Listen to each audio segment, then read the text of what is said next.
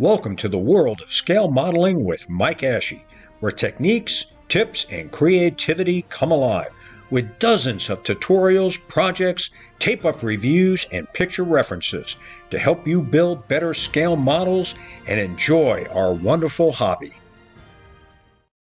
Hello everybody, in episode 6, I'm going to show you how I detail the guns, bombs, and landing gear on this superb monogram Revell 148 scale kit. The kit's 50 caliber machine guns can be greatly enhanced with the Master's 2-part brass barrel sets. There's some burrs on the inside of the cooling jackets, so you have to use a .026 inch drill bit to remove those burrs, so the barrels will fit correctly. I also soak these brass parts in thinner to get rid of any residue machine oil that may exist on the surfaces. I then insert the barrel into the cooling jacket and then glue the parts together with a tiny drop of super glue. Carefully snip off the barrels and then carefully flatten the surfaces with a very fine sanding stick. Next, use a needle to center punch where the barrel was, so that you have a good seating for your first drill bit. Start with a .020 inch drill bit and slowly work your way up to a .039 inch drill bit. I use 6 different sized drill bits so that I don't collapse the sidewall of the plastic, which gets pretty thin. As you're drilling, you may notice that one of the center punches was not exactly in the center, but there's an easy fix. Just use the tip of a number 11 X-Acto blade to carefully peel away tiny amounts of plastic until that hole is centered. Then continue drilling until you get up to that magic diameter of .039 inches. You want a little bit of wiggle room so that you can properly position the barrels and get them straight, and that diameter of .039 inches will do the trick. For multiple barrel configurations, make a jig so that you can carefully position the brass barrels onto their bases and then add tiny drops of super glue to secure them in place. After the super glue has dried, carefully remove the tape that was securing the assembly in place and check your work. The plastic on the top turret machine gun configuration is a tad bit thinner, so it's really important to locate the centers because the sides of the plastic will be very thin once you're done drilling. Here again, I recommend making a jig so that you can carefully position the brass barrels onto the plastic parts and super glue them into place. To tighten up the positioning of the machine gun on the turret, super glue .015 inch tiny strips into place. This will allow you to easily position the gun barrels at any angle. Use the same techniques to attach the brass barrels to the single 50 caliber machine guns that will be located in the aft fuselage area. To properly position the external gun packs, which are attached to the sides of the fuselage, remount the positioning holes with a .036 inch drill bit. The Master's 2-part brass barrels greatly enhance the appearance of the external gun packs which go on the sides of the fuselage. And here's how I positioned them. I snipped off the barrels, drilled out the holes, and then superglued pieces of plastic on the inside so they would act as a base for the brass barrels. I then carefully positioned a .039 inch drill bit through the hole that I had already drilled through the surface and then drilled through the added plastic.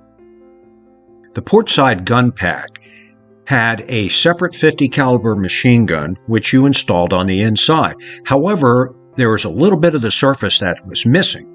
So, to fix that, I used a .02 by .08 inch strip of plastic superglued into place, which I then carefully shaped. I wanted to use the Squadron resin gun packs. However, the reinforcing beam between the gun packs is angled the wrong way. Carefully position the gun packs on the outside of the fuselage using the positioning tabs, and then on the inside of the fuselage, add drops of super glue through the holes that you drilled. Also, be sure to press the gun packs tightly against the fuselage as you're gluing. To enhance the appearance of the top turret, I cut tiny sections of the Edward pre-painted machine gun belts, which I then carefully shaped, so after the part was painted I can superglue them into place. I found these 148 scale 50 caliber machine gun feeder belts on eBay, and I carefully cut sections out and shaped them so that they would enhance the appearance of the waist guns. I also superglued tiny pieces of plastic to the sides of the machine guns so that the feeder belts would slip right into them and help position them.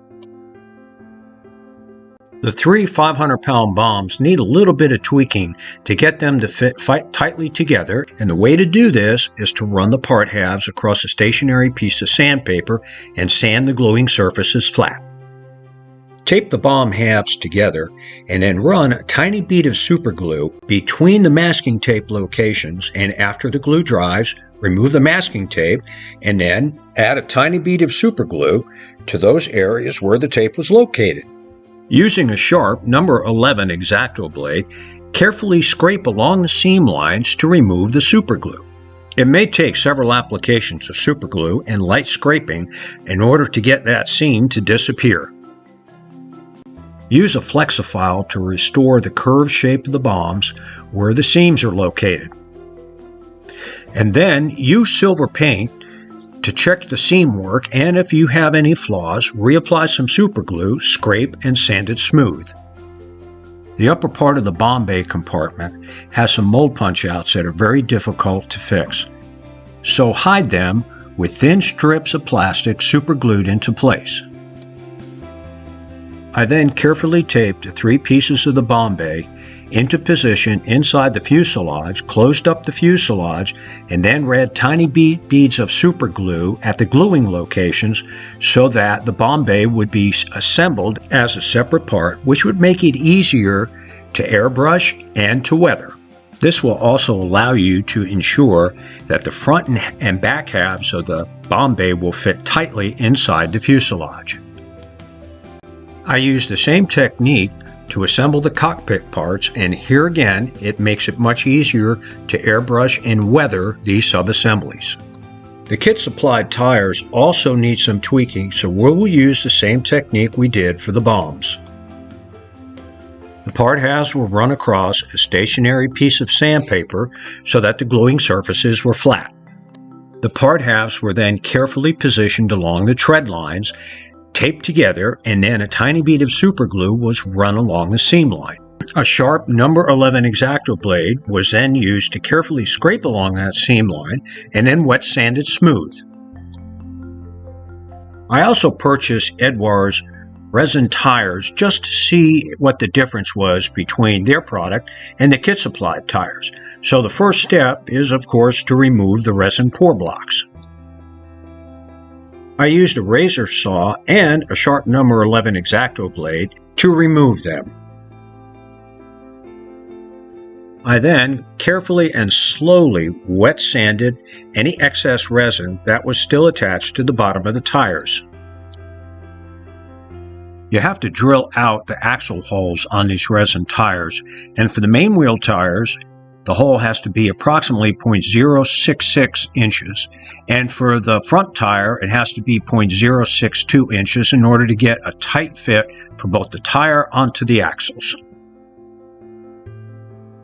The Edwards resin tiles will greatly enhance the appearance of the landing gear, although the kit supplied tires aren't too bad either.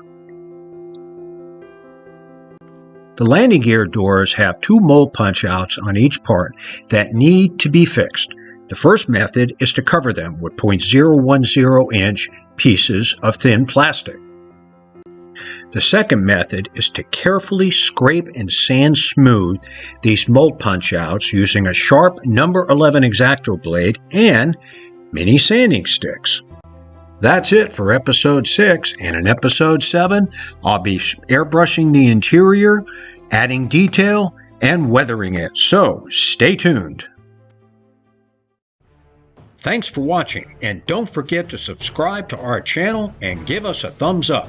And when you get the chance, visit our website at www.mikeashley.com, where you're going to find dozens of free PDF downloads, including tutorials, picture references, model galleries, projects, and my 5 original scale modeling books. Thanks to Ben Sound and Videvo for the royalty-free music, and happy scale modeling!